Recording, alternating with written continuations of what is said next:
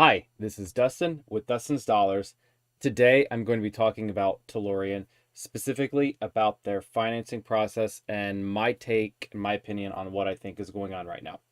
Before I begin, let me remind you that I am not a financial advisor or a financial professional of any sort. All opinions that I express in this video are mine and do not represent those of any company or any other individual. I currently hold a long position in Tellurian, so this video should be for your entertainment purposes only. Because I could be wrong about everything I say in this video, you need to do your own research before making any investment decisions. So, I got this comment on one of my recent videos about Tellurian from DEFCON2. DEFCON2 says, "Hello. I was wondering, what are your thoughts about the latest Suki video that came out this week? My impression is that they won't get FID anytime soon or within 90 days from the start of construction of the Driftwood site. Is it a smart move to wait longer? Was Suki's explanation a valid one? I'm all for getting the best deal, but this is a big uncertainty for the company. Can the stock hold its current price range with this news? And is it really more about FID not being easy to achieve?" So it's a good question. It's the right question that investors should be asking themselves right now. I'm going to take this in a couple different parts. Obviously, we all saw that they announced the $500 million of convertible debt. And what DEFCON 2 is referring to this past week, here's the announcement from their debt. What he's referring to is Suki's video this week. And, I'm going to summarize what he said. I took just a couple notes. The video this week said, basically, we've raised $800 million so far this year, and that is obviously including this $500 million. And they are focused on moving Driftwood forward. They want to do the financing in a way that maximizes profits, and that's why it's taking longer. And that we should expect to see the equity come first and then the debt afterwards. And they said that the equity is going to come in multiple chunks. And then the banks are roughly ready after that point. And so I think it's a good question, first of all, to ask, what does that mean for the timeline? And is Suki telling us, is he stretching the truth a little bit here?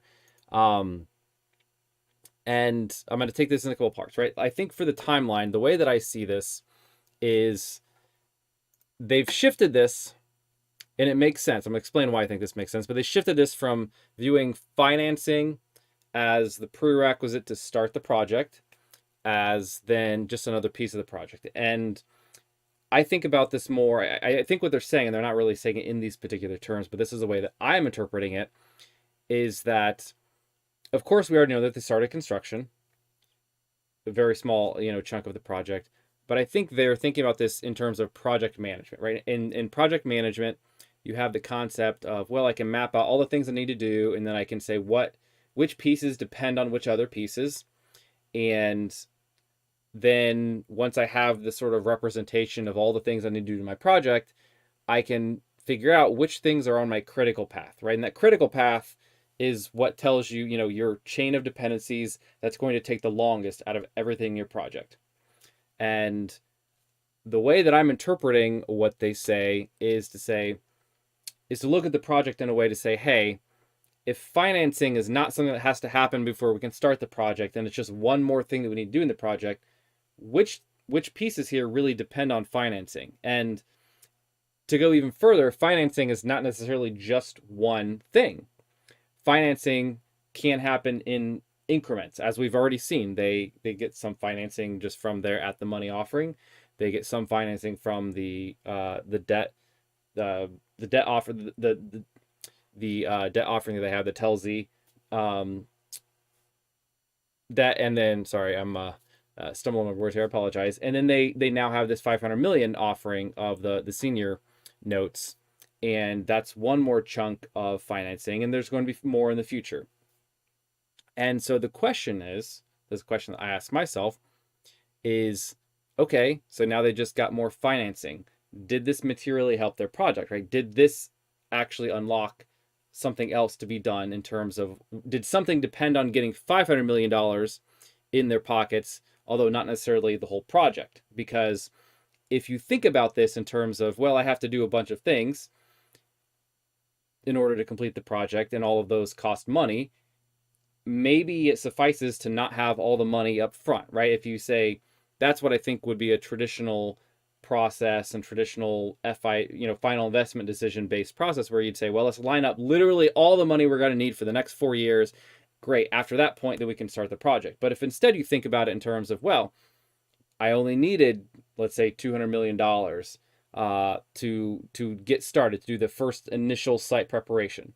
And then in order to do the next step, I need $500 million. And I'm not saying they're going to do the whole project this way, but it is useful in thinking in terms of they've repeatedly said over multiple interviews that I've heard over the past couple of months, they're focused on shipping LNG in 2026, right? I've heard Suki say the first quarter of 2026 multiple times. I think Octavio has said closer to the end of 2026.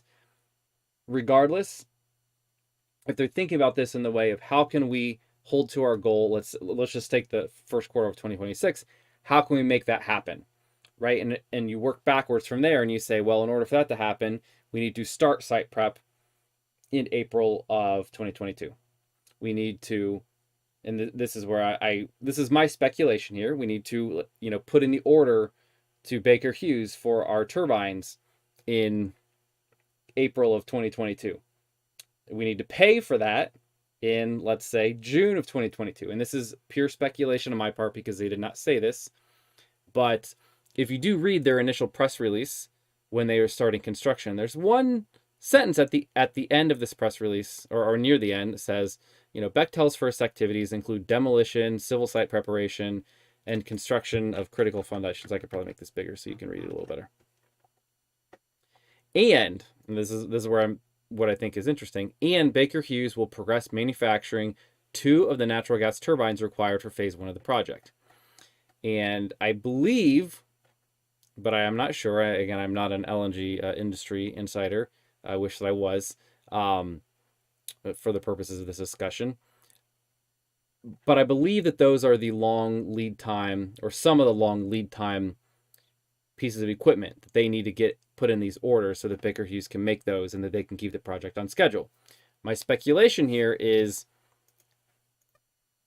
since they made this announcement in April when they announced they were starting construction, my speculation with this $500 million offering is that a big part of this is them getting some cash so that they can fork it over to Baker Hughes and as their deposit, or whatever money it is that they need to give them, so that can actually stay on schedule, so that Baker Hughes will actually start doing this work. And then again, this is all working backwards from the ends of how do we ship LNG in the first quarter of 2026. And maybe if they have this going and they have Bechtel doing site prep and they have enough cash to make all of that happen for the next 6 months, from their perspective, getting financing is now not on the critical path. They've got some slack. They've got a couple months where they can go through that process. As long as they do get that financing before they really start needing that money to keep the project on track, then they're fine, right? That is no longer their highest priority item. Their highest priority item was getting this amount of money, putting in the orders to Baker Hughes, and giving them the deposit that they need. Hopefully that makes sense. Please let me know in the comments if that makes sense, or if that doesn't make sense, you have questions. That's the way that I'm viewing this. The other way that I'm viewing this, and this is all, obviously I have a long position in Tellurian, so this is all, I would say, maybe the bullish case, but it's also just how I am interpreting what they're saying and understanding it. But the other aspect here is the actual financing process. And this one you have to take on faith that they're telling us the truth and that they're representing things in at least somewhat of an accurate manner. They said we have 50 entities under non-disclosure agreements that we are working with. I think that's a fact. I have to believe that that's true. I can't imagine they would just straight up lie about something that's, a fact like that. The question is, how are those conversations going, right? Did they sign NDAs with a bunch of folks that really they know they're never going to make a deal with? I can't imagine that that's the case. especially when they've literally come out and said this process is taking longer because we got so much interest. I think those were Octavio's exact words, or paraphrased, but the general statement was he literally said that is why it is taking longer, was because they had more interest. And then I think Suki's also said it. So, if you trust management to not be completely lying to you and completely misrepresenting things, which I think is a fair question, if you think that, management has lost credibility because of, let's say, missing prior expectations they set, but you trust them, as I still do, then then it makes sense that they are taking their time on this. If it's not critical to keep the project on track, they can keep the project on track while this process takes a couple more months.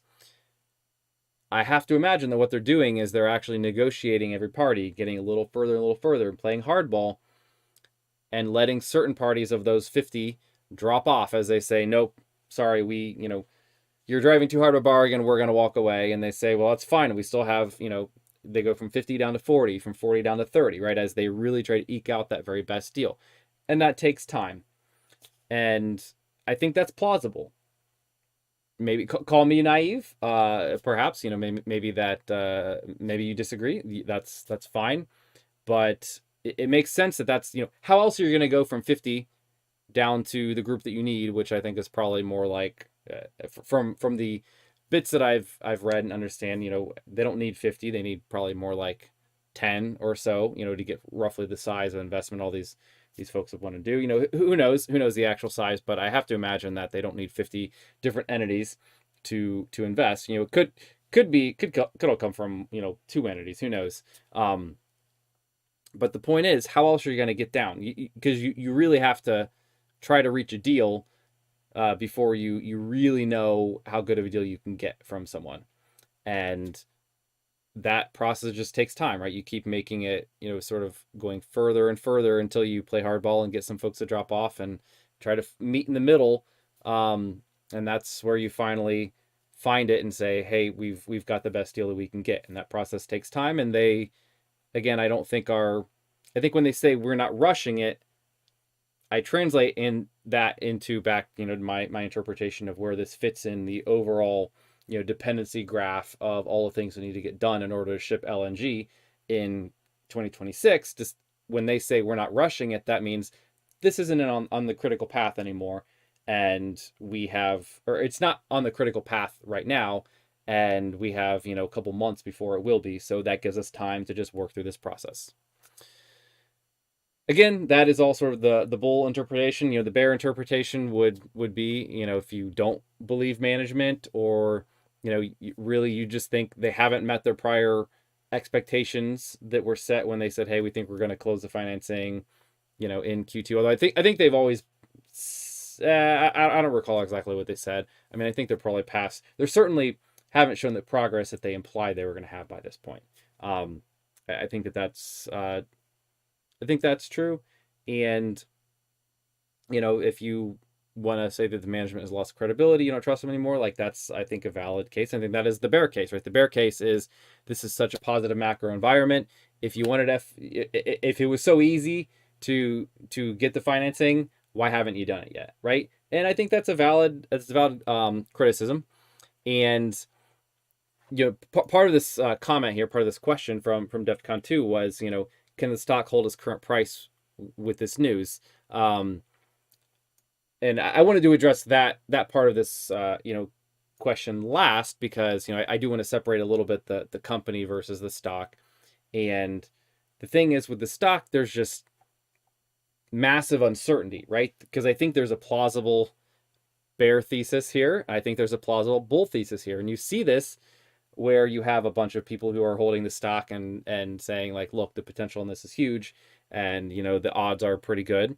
And then you also see pretty big short interest, right? I think we just had short interest released again today, and it's still in the 70 something million share range, right? So it's a good chunk of the shares.